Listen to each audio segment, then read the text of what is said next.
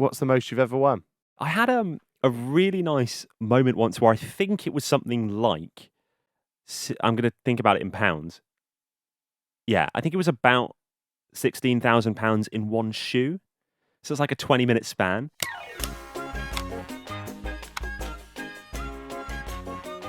I say that there's all these bad runs, but there's also the good runs where you can't lose a hand for some reason because of variance. So I had like a 16k shoe, and because it happened in such a small space of time, it felt incredible. So I think that was like one of my biggest wins in terms of proportion of the time. Can you give us a basic explanation of how you count cards? Okay, so Blackjack is a game that has almost a 50-50. It's like one of the best odds in the game.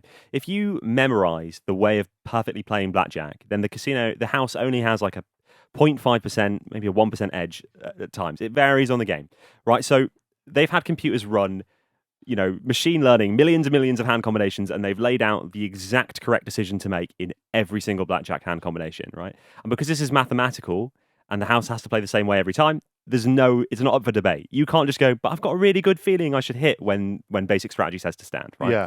So once you know that, counting is essentially keeping track of the amount of high cards and low cards that have been played, right?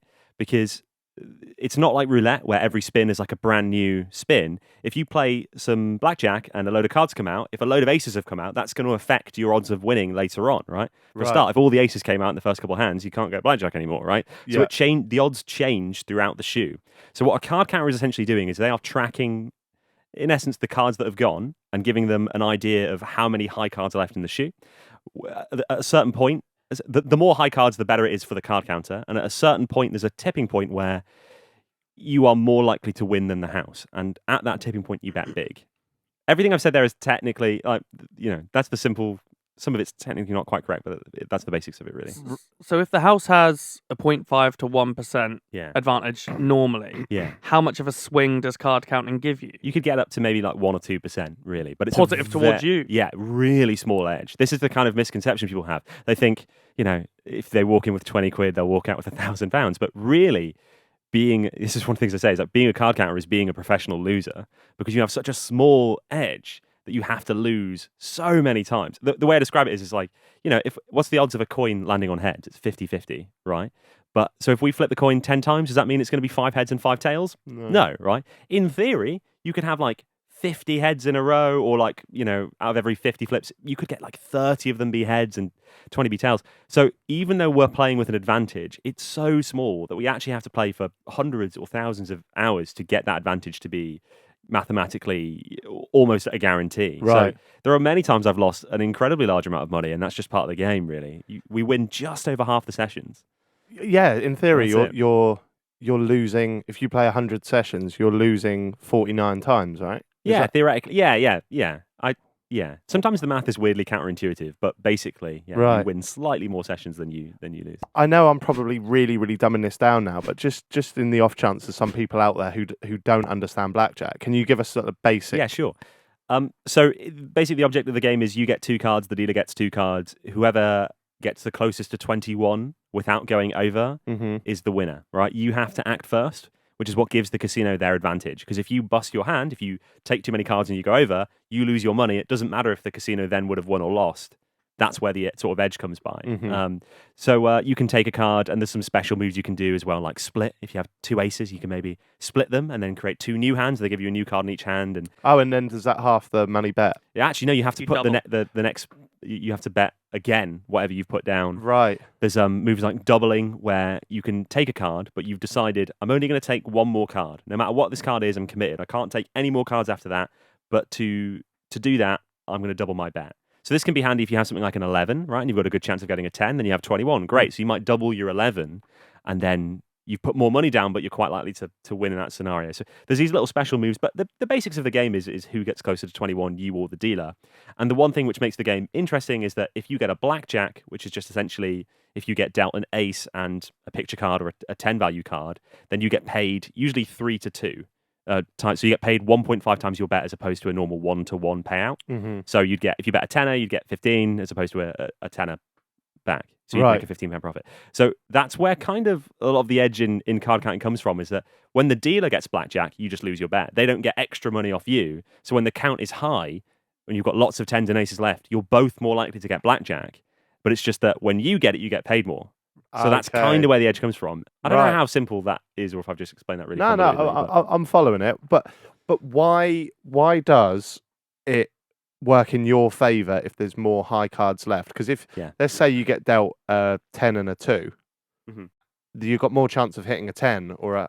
So, well, partly it's because the casino have to do the same thing every time. They have to keep drawing cards until they get to 17, right? So if they have 16, and if I know there's a ton of 10s on the way, knowing that can affect how I'll make that decision if I have a 16. So you could stick at 15.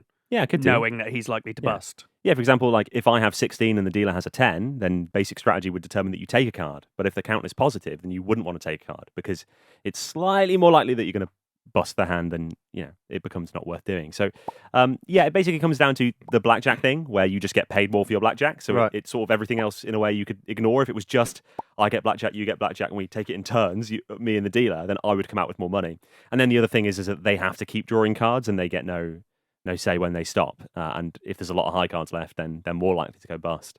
As far as I understand it anyway. As I say, it's weirdly, sometimes the sort of math about how card counting works is like counterintuitive. So I think I've explained it relatively accurately. Yeah, I mean, some of it's over my head already, but I'm not just going to grasp it like that. You, Mike? Sure. I like it. What does it mean when the count is high?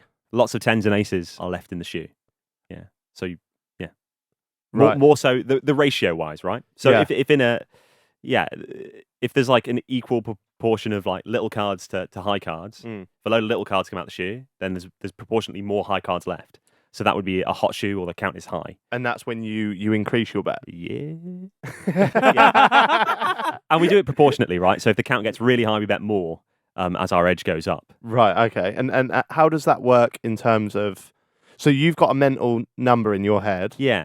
Yeah, that's essentially it. So as opposed to memorizing the cards, which is what people think we're doing, we're actually assigning each of the cards like a point score, and we're just keeping a track of that tally. So every time we see a picture of an ace, we minus 1 point in our head. We start at 0 for most of the time. And every time we see a low card like a 2, 3, etc., then we plus a point. And then we're just keeping track of that number. So 6 is considered a low card? Or? Yeah. 7, 8s and 9s you ignore. Pictures and aces are minus 1 and low cards are plus 1. So 5 has the same point score as a 1? Well, a 1 being an ace, so we'd call that a high card. But I get what you're saying. Yeah, a 5 would have the same point score as a 2. Or a 3 or a 4. There are different counts. Like you could assign different point values a bit more specifically, but part of it is you want to balance complexity versus simplicity. Like you want to be able to count cards whilst talking, ideally, whilst there's a lot going on. So you want to keep the system relatively simple. And how hard is that for you to do, to maintain a conversation while you're keeping this number? Not too difficult. I'm relatively good at having a chat, mainly because when you're talking and you're also doing a game that involves making decisions, it's reasonable for you to pause and think about the decision. Right. So when I do those natural pauses, I'm just like updating the count in my head and things like that. But they just think I'm thinking about whether I'm going to take a card. So for me, it's relatively straightforward. I would just sort of naturally pause, kind of like how I'm talking now, and update the count as I'm doing that or doing what I need to do. I find it really... I think it's one of the coolest things ever. To be able to, I watched your video you did with Mike Boyd. Oh, yeah. Because that is his name, right? Mike. That is absolutely his name. Why did I got his name? Unless he lied to me. He struggled with it, right? Yeah, I was surprised because Mike learns skills for a living. Like this is a guy, his whole channel is just trying to learn skills really quick, and he's incredibly good at it. And he's not an idiot. He's a smart guy. Yeah. So when he was sort of struggling, I mean, it's impossible to teach someone card counting in 4 days, but it was really interesting to see how difficult it would be. And he sort of mentioned that he's done things where he sat the Oxford exam, and he says that sometimes you have to concentrate a lot, but then you get a break. But with card counting, you have to concentrate relentlessly. Yeah. You can't break your focus whilst you're playing because you can't miss a card. You miss one card, that's not good. How often do you do that? How often do I miss a card? Yeah, or will you get the count wrong? Well, I shouldn't. The idea is to not get the count wrong almost ever. Like we do sort of test outs when we're working. If I'm working with other card counters, we'll simulate a blackjack game. And really, if we did 3 shoes and it was 6 decks a shoe, we wouldn't want someone to be off the count more than by 1 in that whole time, really. You can have a degree of a margin for error in theory, but when you're in a casino environment, if you're off by 1, you're like, no big deal. But then if you're off by 1 again, now you're off by 2. Yeah. So then and those things can really mount up and become like a big, that could put you in a situation where you're betting big when you actually have more of a disadvantage than usual. So you have to be really careful. And in general, card counters are quite perfectionistic about their play, as they should be. How long did it take you to learn? I have no idea. It's weird that I don't know the answer to this question because people are like, I think it's because I did it a bit on and off. Yeah. I wasn't intensely doing it every single day, but I think it took me longer than the average person. But we're talking, months, year plus kind of range. Potentially more. Yeah, it was a while. Was it a conscious decision to become a card counter, or did you just want to learn the skill and it's gone so well that now it's your job? Well, it's a bit of both. Like, it was really like a bucket list item for me. And then I also thought, there's all these, there's the movie 21, which is fine. And then there's like documentaries on card counters that are like, here's this established card counting team, look how cool they are, which is fine. But no one had really, that I was aware of, had made something where it was from the perspective of a newbie getting into it and seeing how it went and filming it in a bit more of a YouTube-y, vloggy type format. So I really liked the idea of that. I was like, this has potential to be like a really entertaining thing. It either goes well, which is cool, or it goes badly, which is cool. Like, it's a win-win. So I wanted to sort of do it as a show. So I reached out to this guy called Colin, who sort of teaches card counters and runs a membership on it. And I was like, can we work together? And if he hadn't said yes, then the whole series wouldn't have existed. Because, right.